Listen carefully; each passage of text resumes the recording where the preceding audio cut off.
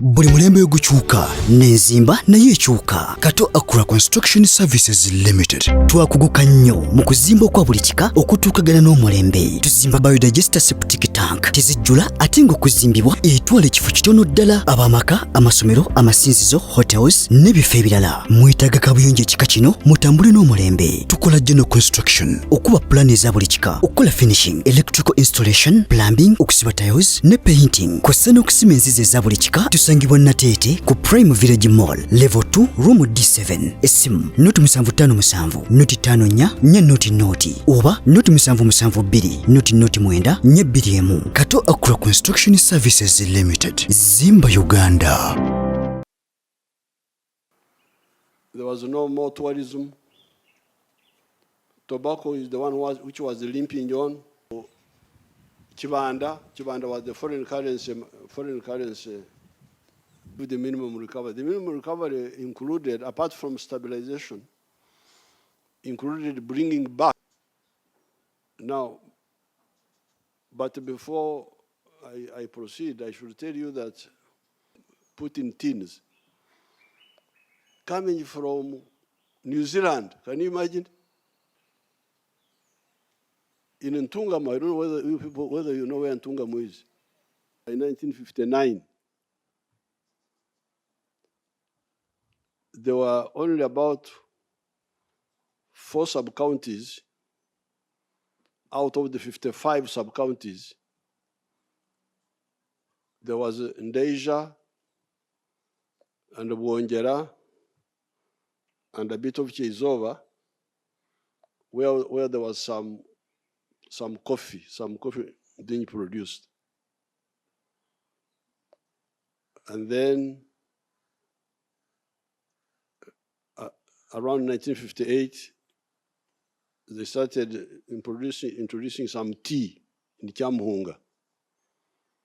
Otherwise, that huge area, we had no cash crops. No cash crop at all. I am here. I'm not coming from anywhere. I am here. No cash crop.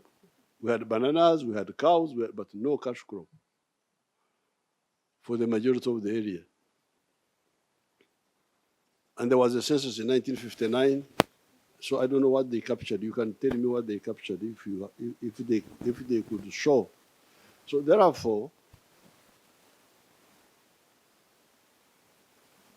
this small island of the three C's and the 3 T's were a small island in the midst of money economy, surrounded by a sea of backwardness, of not poverty, but lack of money outside the money economy.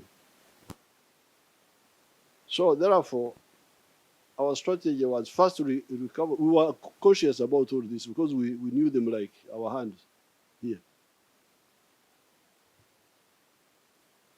And as a student movement, we had been studying everything. There's nothing we didn't know. So when we talked of the minimum recovery, we knew exactly what we were talking about. Bring back aspects of the small island. Number 1. Number 2, expand them. Expand them.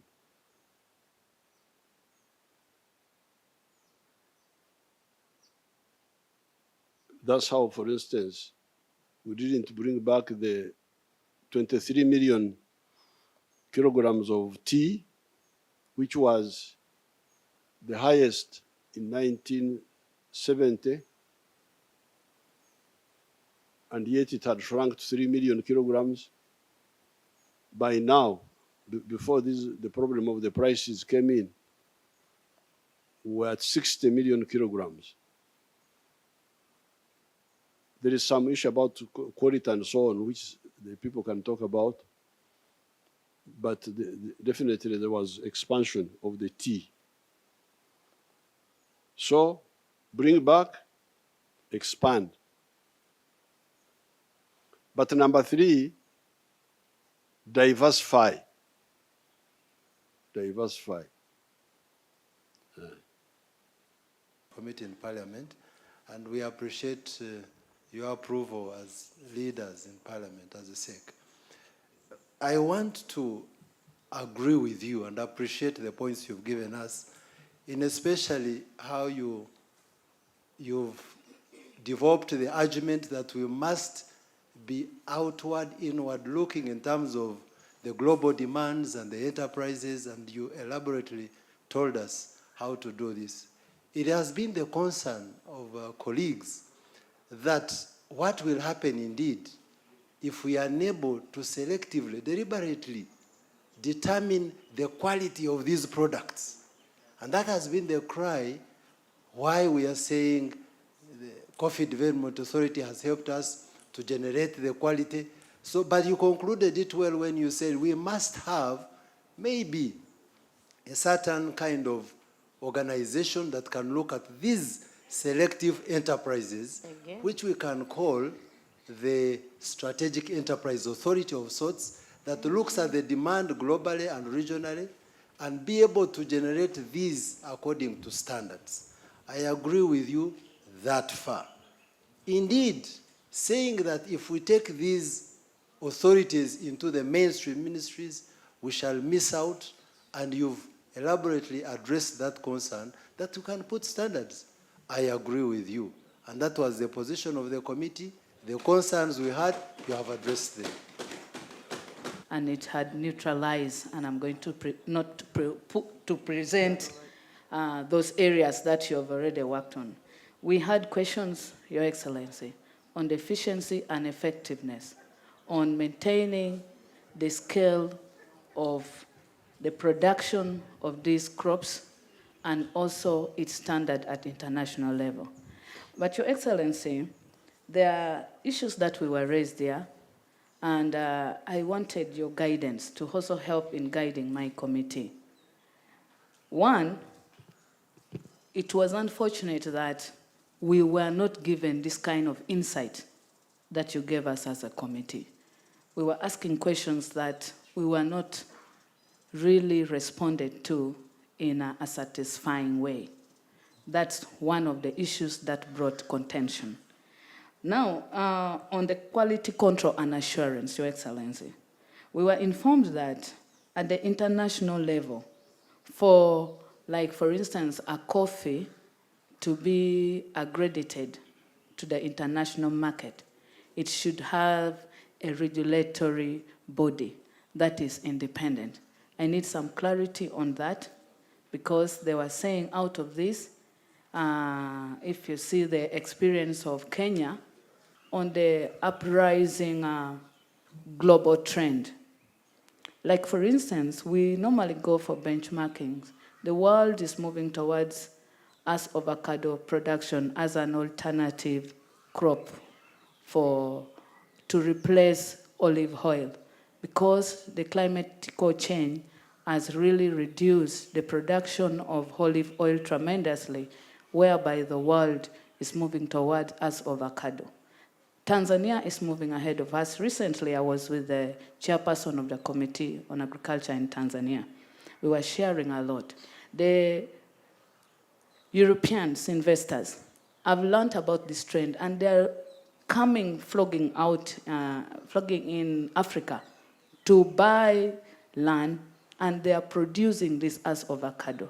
Currently, we have seven factories already in the country, but they are even importing avocado from Tanzania, because what we are producing is not enough. But because of the behavior and the lack of confidence, as per our experience with the ministry, that's what is causing fear. And I know what you've done, the militarization of the standard orders, I know can streamline this. Your Excellency, your contribution to the coffee industry in terms of the quantities and the quality and the market is not disputed. However, Your Excellency, I've listened to you attentively, and your proposals, they are wonderful proposals, but in some area for the future. This ministry called MAYIF has no capacity to handle the coffee industry. The technical people there, they are ever traveling, they are looking for workshops, allowances, they are not in offices, they are not on the ground, they cannot handle this industry. They cannot handle the industry.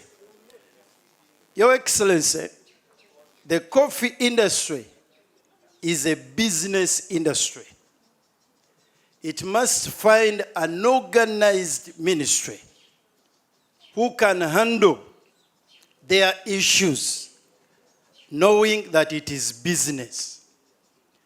I want to implore you, Your Excellency,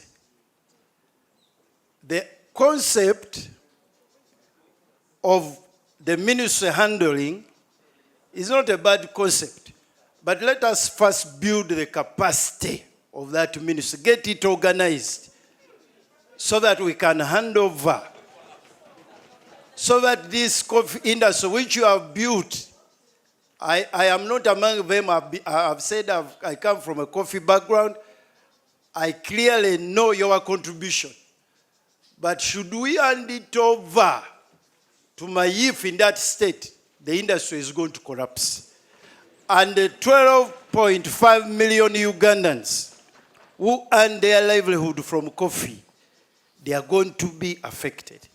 Second, Your Excellency, the coffee industry has a very sensitive market, very sensitive on issues of quality.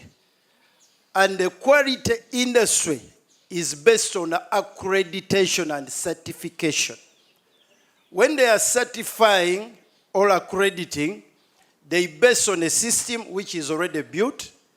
They base on manpower who are specialized, and Uganda has invested in those.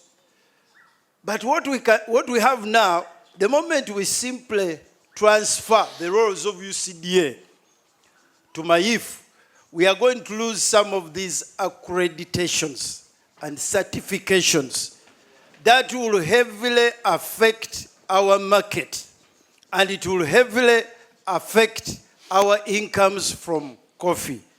Your Excellency, I want to implore you and ask you humbly that it would be better to postpone the transfer of the roles of UCDA to MAYIF so that we can have time and organize that ministry to build their capacity to handle this very strategic industry, which is a backbone to our economy. I implore you, Your Excellency.